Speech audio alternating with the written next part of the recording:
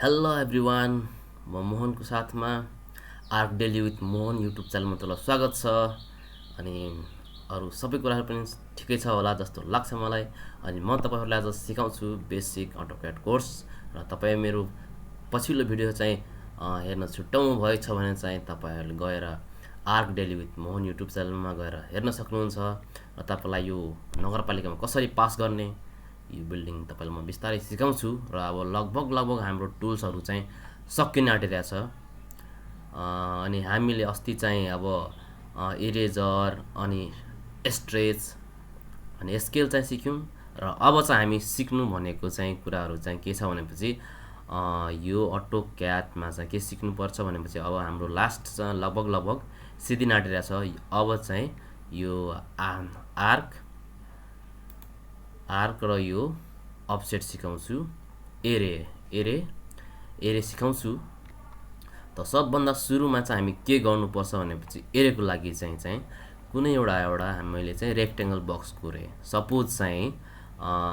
Suppose हामीले एउटा rectangle box कोरेको,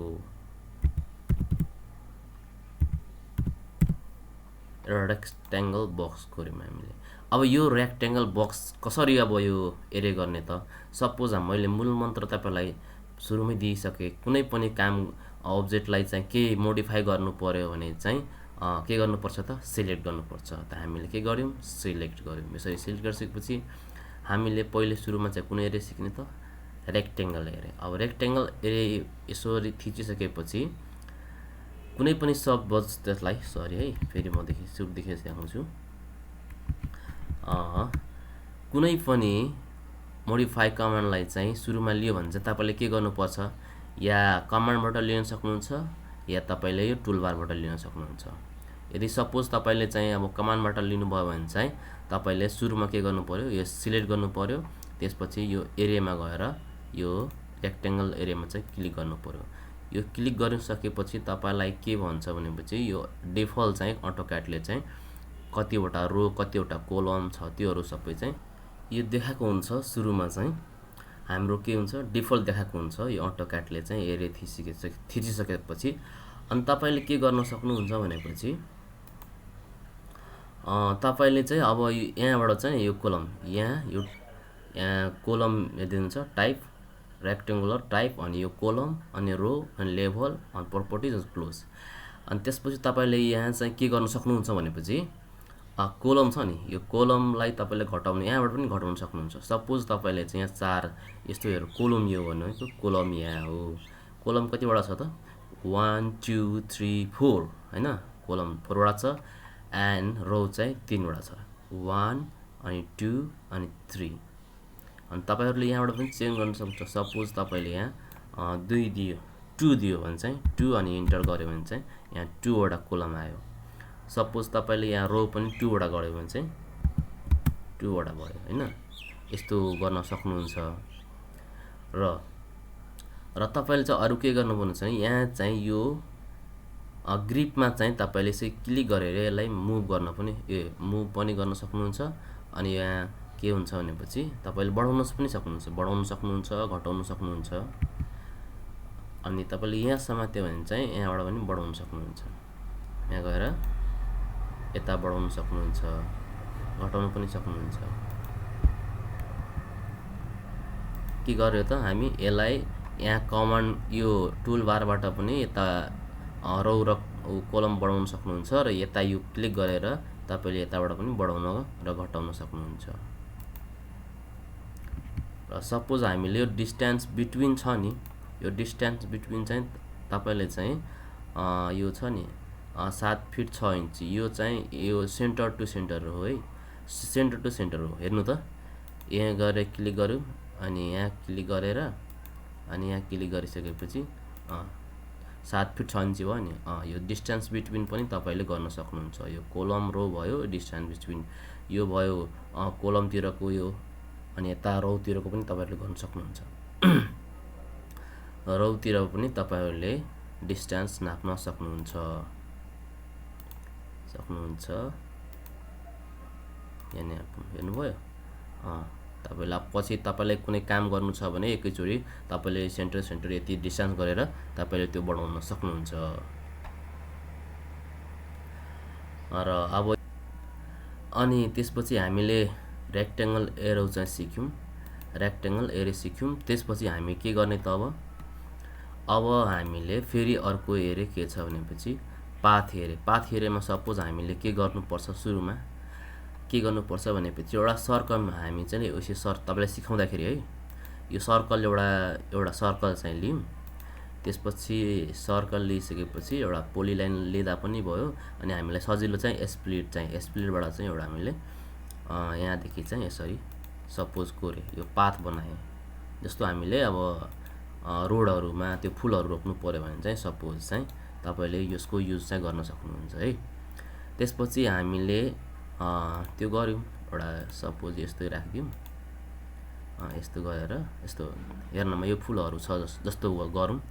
अनि त्यसपछि चाहिँ हामीले अब चाहिँ सुरुमा तपाईलाई जे मोडिफाई गर्दा पनि तपाईले एउटा त्यो कुरालाई सिलेक्ट गर्नुपर्छ। हामीले के गर्यौं, सिलेक्ट गरिसकेपछि अब चाहिँ हामीलाई चाहिँ के गर्नु पर्यो, एरे गर्नु पर्यो भने चाहिँ हामीले पाथ एरे गर्नु पर्यो भने चाहिँ यो पाथ एरेलाई क्लिक गर्यौं। र त्यसपछि चाहिँ हामीलाई अब कहाँ कुसमा केमा कुदाउने त, कुन पाथमा कुदाउने भने चाहिँ त्यो पाथलाई चाहिँ यसरी क्लिक गर्दियो भने चाहिँ तपाईको यो पाथ एरे चाहिँ हुन्छ। यसमा पनि त्यही डिस्टेन्स बिट्विन सेन्टरदेखि यो 12 फिट छ, त्यो नापेर तपाईहरुले गर्न सक्नुहुन्छ। रो र कोलम हुँदैन, यसमा कतिवटा आइटम छ, एउटा पाथ छ र त्यसमा चाहिँ कुदिएको छ 1 2 3 4 5 6 अनि यहाँ 6 वटा छ आइटमहरु चाहिँ लेखेको छ। एउटा रोमा चाहिँ 6 वटा आइटम चाहिँ कुदिएको छ। त्यो तपाईहरुले चाहिँ आफै राख्न पनि सक्नुहुन्छ। त यसरी गरेर चाहिँ तपाईहरुले चाहिँ एरे यो पाथ एरे चाहिँ गर्न सक्नुहुन्छ। पाथ एरे पनि तपाईहरुले चाहिँ सिकिसक्नुभयो। र त्यसपछि चाहिँ म तपाईहरुलाई चाहिँ अर्को लास्ट एरे चाहिँ यो पोलार एरे चाहिँ तपाईलाई म सिकाउँछु। सपोज मैले एउटा सर्कल लियौं, डी इन्टर गर्यौं, त्यसपछि 7 फुटे एउटा डाइनिङ टेबल बनायौं। 7 फुटे एउटा डाइनिङ टेबल मैले यसो बनायौं। 7 फुटे के गर्यौं त हामीले एउटा डाइनिङ टेबल बनायौं। अनि यो 7 फुटे यो डाइनिङ टेबलमा चाहिँ मलाई चाहिँ अब एउटा कुर्सीहरु राख्नु छ क्या, कुर्सीहरु राख्नु छ। यसरी राख्नु छ भने चाहिँ अब यो कुर्सी राख्यो भने चाहिँ कसरी राख्ने, एकैचोटी इन्टर डिजाइन गर्दाखेरि चाहिँ त्योको लागि चाहिँ यो एरे चाहिँ धेरै इम्पोर्टेन्ट छ। र म तपाईहरुलाई के अब गराउँछु भनेपछि सपोज यसलाई चाहिँ सुरुमा जे गर्दा मोडिफाई गर्दा पनि कुन अब्जेक्टलाई गर्ने त्यसलाई चाहिँ क्लिक गर्ने। अनि त्यसपछि यो एरेमा जाने, एरेमा क्लिक गर्ने, एरेमा गएर यो पोलार एरे लिने। अनि त्यसपछि चाहिँ यसमा चाहिँ अब सेन्टर पोइन्ट देखाउँछ क्या, यसमा सेन्टर पोइन्ट देखाउँछ। यो सेन्टर पोइन्ट देखायो भने चाहिँ तपाईले क्लिक गरिदिनु भयो भने चाहिँ अब यहाँ चाहिँ आफै सुरुमा चाहिँ डिफल्ट यहाँ 6 वटा आउँछ।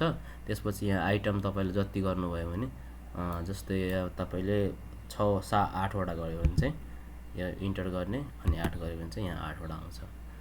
अनि रो त एउटै हुन्छ यसमा। र यो आइटम जति थप्दा हुन्छ, अब एंगलमा गर्दा पनि हुन्छ, त्यो बिट्विन कतिमा राख्ने त्यो गरे पनि यहाँ छ। यो बिट्विन भयो टोटल कति राख्नुहुन्छ त्यो सबै कुराहरु चाहिँ तपाईले बिस्तारै ट्राई गर्दै गर्नुहुन्छ चाहिँ। नर्मली मैले यति सिकाएको र तपाईले बिस्तारै ट्राई गर्नुभयो भने चाहिँ यो चाहिँ बिस्तारै तपाईले चाहिँ सिक्नुहुन्छ। र एरेको लागि चाहिँ तपाईले ए इन्टर गर्यो भने चाहिँ आफै एरे आउँछ, कमान्डबाट थिच्नु भयो भने चाहिँ। र अब चाहिँ म तपाईहरुलाई के सिकाउँछु भनेपछि यो कमान्डबाट तपाईले तीनैवटा एरे चाहिँ सिक्नु भयो। र अब चाहिँ तपाईहरुलाई म अनि तपाईहरुले त्यो अरु कमान्ड अरु टुल्सहरु पनि सिकिन सक्नु हो। र अब लास्ट टाइम म के सिकाउँछु भनेपछि चाहिँ यो अफसेट अब म दुई तरिकाले सिकाइहाल्छु तपाईलाई। एउटा लाइनबाट चाहिँ लाइन सपोज मैले चाहिँ यसरी लियौं यसरी लियौँ।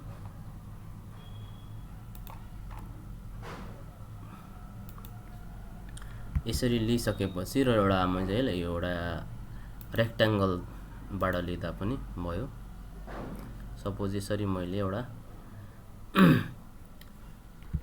रेक्ट्याङ्गलबाट लियौँ।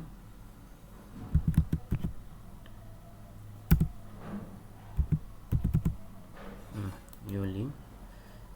यति लिइसकेपछि मैले चाहिँ अब यसलाई चाहिँ अब अफसेट गर्नु पर्यो भने चाहिँ अफसेट चाहिँ अब कमान्डबाट लिनुभयो भने ओ इन्टर जस्तो ओ अनि इन्टर दिनुभयो भने चाहिँ यसमा चाहिँ यो कमान्ड चाहिँ आउँछ र त्यसपछि के भन्छ डिस्टेन्स भन्छ। हामीले 10 इन्ची दियौँ अनि त्यसपछि हामीलाई चाहिँ अब भन्छ कतातिर फाल्ने, यतातिर फाल्ने कि उतातिर फाल्ने, अनि हामी यसो बाहिर फालिदिँदा 10 इन्ची चाहिँ आयो। अब नाप्दाखेरि चाहिँ हामीलाई थाहा भइहाल्छ 10 इन्ची छ कि छैन। यसो क्लिक गऱ्यौँ अनि यहाँ क्लिक गरिसकेपछि यो हाम्रो 10 इन्चीको भयो। यो त हामी अब कमान्डबाट लियौँ। त्यसपछि हामीले चाहिँ सपोज हामीले चाहिँ यहाँबाट लिँदाखेरि चाहिँ यो टुल बारबाट लिँदाखेरि यो टुल बार लिने। त्यसपछि डिस्टेन्स भन्छ। डिस्टेन्स कति गर्ने त यसो 5 इन्ची गऱ्यौँ। 5 इन्ची गऱ्यौँ। अब बाहिर फाल्ने कि भित्र फाल्ने, बाहिरै फाल्ने 5 इन्ची र यो 5 इन्ची। हामीलाई फरक के पार्यो भने चाहिँ हामीले लाइनबाट कोरेको चिजलाई चाहिँ अब पटक पटक गरेर चाहिँ तपाईले चाहिँ यो अफसेट गरिराख्नुपर्छ। तर हामीले रेक्ट्याङ्गलबाट गर्दाखेरि चाहिँ हाम्रो एकैचोटिमा भयो। जस्तै यो रेक्ट्याङ्गल भयो। यो रेक्ट्याङ्गल हुँदाखेरि चाहिँ हामीले के गर्यौँ त अफसेट ओ अनि इन्टर गर्यौँ अनि उसले डिस्टेन्स माग्छ कति, हामीले 10 इन्ची दियौँ, इन्टर गर्यौँ। अब हामीले यो रेक्ट्याङ्गल हो यसलाई चाहिँ यो क्लिक गरेर अनि यो बाहिर फालिदियो भने 10 इन्ची। अब हामी नापेर हेर्यौँ त छ कि छैन, यो छ, यसरी गर्यौँ 10 इन्ची भयो। अनि हामी सपोज यसलाई चाहिँ अब लाइनबाट कोरेकोलाई गर्दाखेरि चाहिँ ओ इन्टर अनि डिस्टेन्स 5 इन्ची दियौँ अनि त्यसपछि हामी गरौँ त यहाँ गऱ्यौँ 5 इन्च हो, फेरि यता पनि 5 इन्ची गर्नु पर्यो। अनि यही कुराहरू हो। अब यो अफसेटमा पनि यतिकै थियो, त्यति खासै चाहिँ गाह्रो हुँदैन। यो कोड जाँदाखेरि तपाईहरुले आफै गर्न सक्नुहुन्छ। र आजलाई चाहिँ यति नै हो।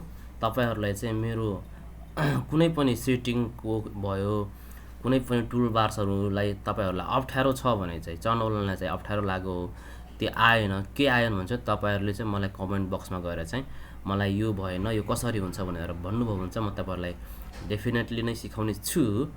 अनि मेरो arc daily with Mohan YouTube च्यानलमा गएर चाहिँ तपाईहरुले चाहिँ पछिल्लो भिडियो चाहिँ हेर्नु भएको छैन भने चाहिँ तपाईहरु गएर हेर्न सक्नुहुन्छ।